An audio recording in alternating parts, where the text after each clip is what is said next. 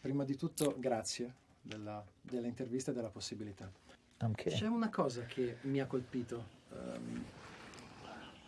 In Animals, dopo aver raccontato i cani, le pecore, i maiali, lei provava questa sorta di riparo nell'amore, questo rifugio, il rifugio dai porci con le ali, dai pigs on the wing. Per certi versi anche qui c'è un amore che salva. Gli ultimi 3 brani sono 3 brani in cui l'amore in qualche modo può salvare dalla brutalità della vita, del mondo e dalla parte peggiore di noi. È curioso questa sua insistenza sull'amore che salva, catartico. Yeah, well, there is no question in my mind but that if we are lucky enough to experience love in our lives, love for a woman or any romantic life and other kinds of love, it has a transcendental effect upon all aspects of our life. So it may be that we can open parts of ourselves within the context of a relationship with a woman, or I guess with a man, that improve our chances of being able to feel empathy for human beings in general, and so to understand, potentially to understand the predicament of others who are in situations less, where they're in danger or where their children might be in danger. And so it gives us more of a chance to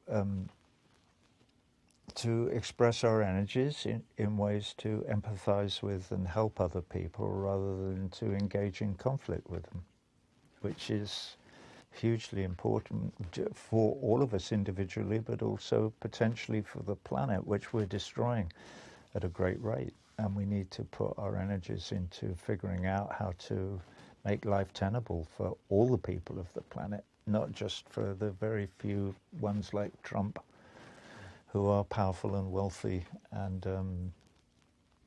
also crazy and damaged in a worrying way. In The Final Cut, l'umanità rischiava di scomparire. Maybe the human race is run. Dentro Two Suns in the Sunset. In Amused to Death, prendendo riferimento al testo di Neil Portman, l'umanità rischiava di nuovo di scomparire come se fosse stata uccisa dal proprio divertimento. Se possibile, in questo suo nuovo album, nella sua ricognizione dell'umanità, è persino messa peggio di prima.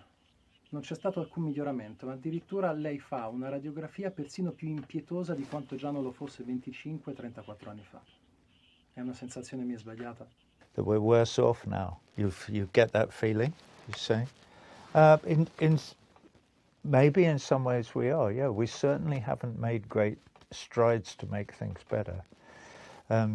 We're still attached to this idea that there is a conflict, that we know what it is, and that we can achieve an end to it by war.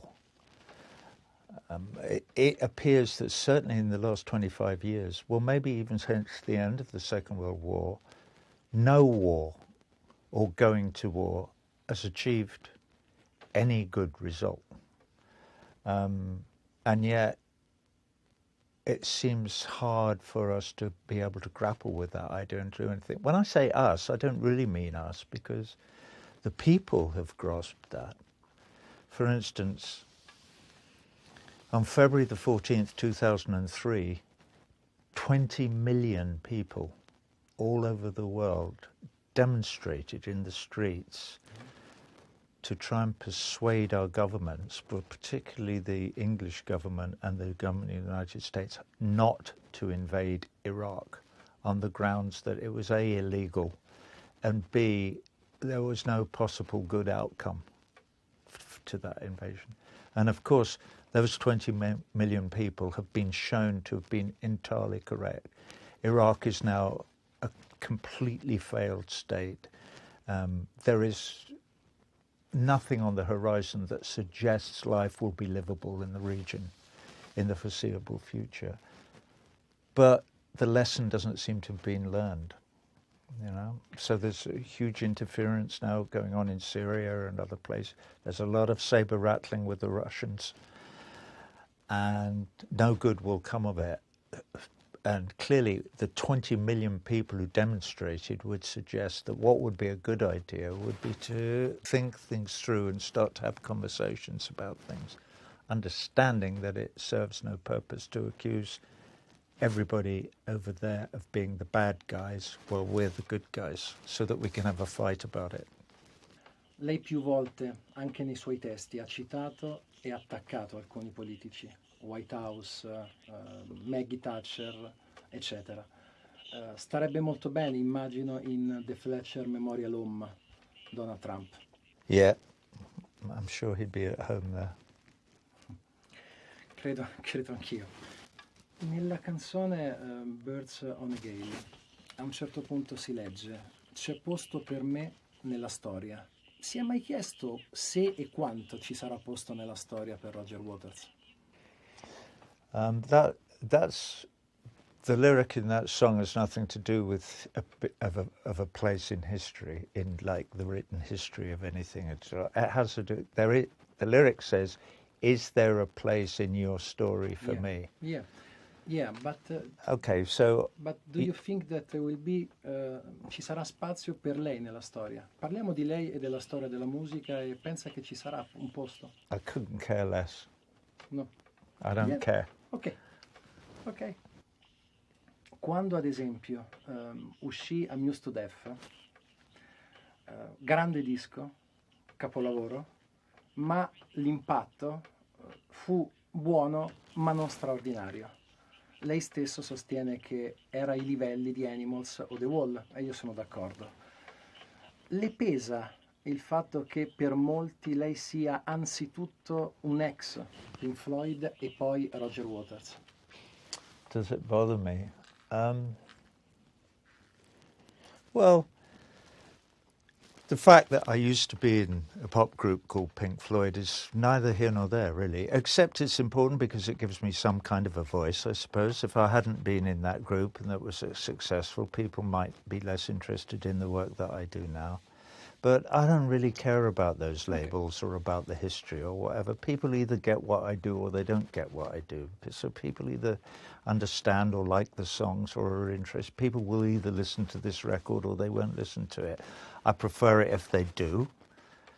I'm getting great reaction to this record and I'm really happy about that. I think Nigel did a great job producing it. I think it's a really good record. It says a lot of what I believe.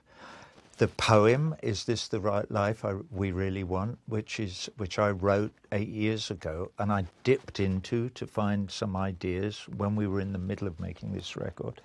The fact that some of the monologue about the blacks and whites, Chicanos, Asians, or every type of, even folks from Guadeloupe, I never ever expected that to be anything other than a few lines in a very long rant that I wrote in 2008. So the fact that it's made it onto a gramophone record is good for me. I like it. I'm glad it's on the record because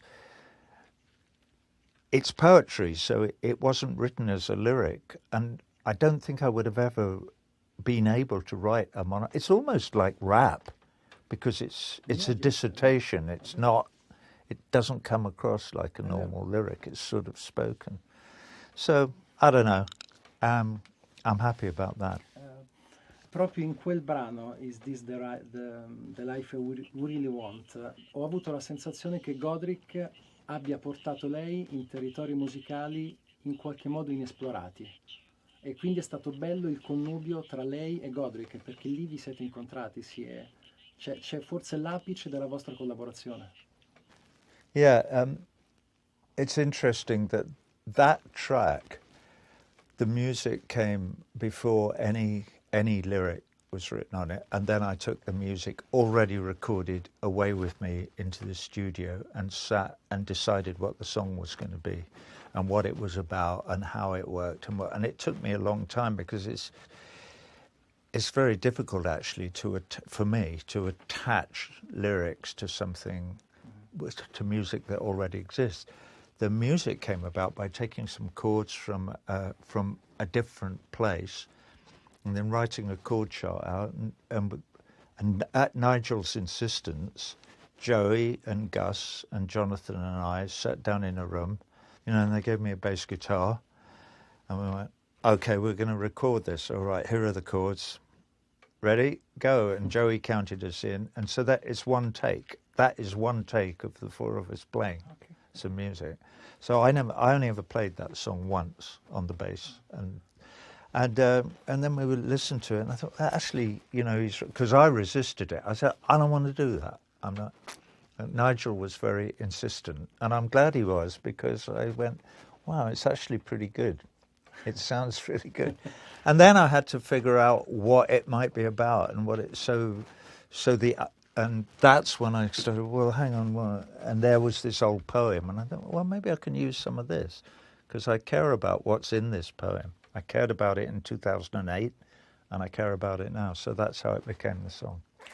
A proposito di basso e bassisti, è vero che è stato Eric Clapton durante The Pros and Cons of Hitchhiking a convincerla di quanto lei fosse anche bravo come bassista e che fino a quel momento lei fosse un po' insicuro delle sue qualità musicali? Yeah, Eric did. When we were making Pros and Cons of Hitchhiking one day, when I was going, well, I don't really play, and he said, rubbish, you play, you're a great player. And I was surprised that he said that, and I was encouraged by it as well, because I'd never thought of myself really as an instrumentalist. Well, I do now. I know that I have my own style of playing the bass, which is somewhat idiosyncratic, but I know I'm all right. I can do it. Le leggo una recensione che hanno fatto di lei, l'ha fatta un suo amico. Roger è un grande artista, un ossessivo totale e il sogno di ogni psichiatra. L'ha detto Bob Ezrin qualche decennio fa. Rispetto a quella definizione, ammesso che sia giusto, oggi Roger Waters è più sereno, è più tranquillo, è più felice, se si può usare questa parolaccia? Yeah. If you're talking about when we made the wall, yeah, I'm definitely happier than I was then. I understand a lot more than I did then. I wouldn't necessarily, well, it doesn't matter. I haven't seen Bob for, 20 years, I suppose. It's been a long time. Lei ha raccontato più volte, ha raccontato più volte che un veterano, durante The Wall, si è avvicinato a lei e le ha detto suo padre sarebbe fiero di lei, e lei si è commossa. Quanto ripensa a quelle parole? Quanto sono state importanti per lei? Well, it was halfway through one of the Wall shows. Yeah, this older guy came up to me and he put his hand out and he looked me in the eye and he said that. He said, "Your father would be proud of you." And it was a very moving moment. What it made me realize was that all these years later, my father had been dead for 70 years or something, that I could still be moved by my relationship with my dead father, that I've always needed to live up to his memory, because he was a brave man, and not just because he was a conscientious objector, which he was in 1939, so he refused to join the army, but that he then changed his mind when he decided that his politics trumped his Christianity and that he had to fight against the Nazis in the Second World War. So he was an heroic figure from my past, and he still means a lot to me, the memory of him. So, yeah, it meant a lot. Mi duole ricordare due figure che non ci sono più, ma sono state molto importanti per la sua vita. Mi dice cosa le rimane anzitutto di Syd Barrett e di Richard Wright? Con il primo ha avuto un bellissimo rapporto, con il secondo c'è stato anche un momento di frizione alla fine degli anni 70, soprattutto. Cosa rimane in lei di Syd e di Richard? Well, obviously I remember them both really well. There was some friction. I don't remember friction with Syd, really, ever. The guy went crazy. It was simple. But Rick and I had our differences when he was still in the band. But we did some really good work together. I always respected him as a musician. I don't know what else to say, really. We all live for such a short time. Life is so fleeting, and maybe sometimes if you wind the clock back, you would do things in a different way than what you did. Well, you never get a chance to ask dead people if they might have done things or would have preferred to do things different, or if there's anything that they would have changed about their lives or their relationships with their loved ones, or their relationships with people that they didn't know, or who they are, or anything philosophical. The world of human relationships and of one's philosophical or political beliefs is so complex and difficult and potentially moving, and there is such a huge number of choices that you make every day. I think what's important is to try to be aware of the fact that you can make choices, and that you can even make fundamental choices about the way that you behave and the way you are with other people. And also to completely understand that you're bound to get stuff wrong, that we all make mistakes, to err is human. I don't know what else really to say about Syd or Rick, you know. Ok. Il suo rapporto con i concerti è stato altalenante. C'è stato un momento in cui lei non si trovava benissimo sopra il palco. C'è stato un lungo momento in cui non ha fatto concerti. Adesso da 10-15 anni lei, non dico che viva sul palco, ma fa molti concerti. Ha fatto pace con la dimensione live. Sta per partire il nuovo tour. Quando è successo che ha fatto la pace con i concerti? I'm not sure what year it was, but it was a long time ago. It was sometime in the early 90s. I hadn't done anything since Radio Chaos, and a few years later, Don Henley asked me to do a charity show for his Walden Woods project in LA in the Universal Amphitheatre, and I agreed to do it. And so I did 2 or 3 songs with his band backing me, and I took Andy Fairwell Low with me, and we did the show. And when I walked onto the stage and I can't remember what song I did first, but doing it, there was this big wave of kind of warmth from the audience who were there. They started to applaud, and I felt some kind of thing like love from them. And it was at the end of doing those few songs that I did that night. 2 things happened. One, Chris Wright from Chrysalis Records, he was there standing in the wings, and he came up to me afterwards and he said, "Have you got a record contract?" And I said, "Yeah, I have. I'm with Sony." And he went, "Oh." And I went, "Why?" He said, "I never realised you were a performer." And I said, "Yeah, I am." But so he said that, but then also I'd come off stage and I thought, you know what, I really like this. I felt very relaxed, but I felt I liked this relationship that I'm having with this audience here tonight. So it sowed the seeds in my mind that one day I was going to go back on the road and dip my toe into that pond again, which I did within the flesh, you know, in 99 or whenever I went back on the road. Yeah. And since then, I just thought, well, that went well. We'll try it again and do something else and something else and something else. And so here we are.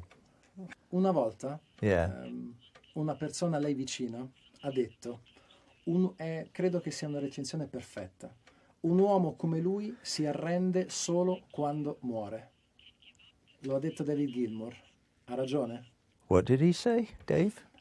Un uomo come lui si arrende solo quando muore. Yeah. Ah, did he? Yeah, l'ha detto. Okay, well. Beh, è bello, non è male. Why not? Non è entusiasta, non so. Are you not so happy? I don't really care, you know. I mean, it's not something that engages me. You know, Dave and I, you know, we were in a band together for 20 years, and now we're not, and I never see him, and we have no relationship really, and whatever. So if he said that, he said it. I don't know why he would say that. I don't know why anybody would be interested, and you know, whatever. I have so much engaging me now that is kind of irrelevant to me. You know, this is good. This work is good. I'm really happy that this record is going. I'm really looking forward to doing this show. The amount of work that is involved in putting this Us and Them tour on the road is enormous. It is impossible to do it in the time that is available, but we're doing it. I kind of like that. I like that pressure. It was always like that. It was impossible to put the wall shows on when I was in Pink Floyd. You know, it couldn't be done, but we did it. And I like the challenge of, maybe this is what Dave was saying, is, you know, you don't give up till you're dead. Well, I like having something to do. I don't like to be idle. Also, I like to express feelings. It is the bread of life for me to have a problem to solve, particularly a theatrical problem or a musical problem or an artistic problem. It's what makes me tick. It's what gives me the will to get up in the morning and have those 2 cups of espresso before I go, right, where is it? Show the, you know, let the dog see the rabbit. And I'm off. And I like, work is what I like to work. And I'm really happy that I'm still fit and strong and healthy enough to go about my business. And if what Dave was saying is that I'll continue to do that till I drop dead, he's probably right. I probably will. So that's good. Complimenti per questo disco. Thank non you. vedo l'ora di vedere il concerto nuovo e grazie per tutto quello che ci ha dato e ci darà in questi anni. Thank you. Grazie. It's a pleasure. Thank you, Roger. Not at all. Thank you.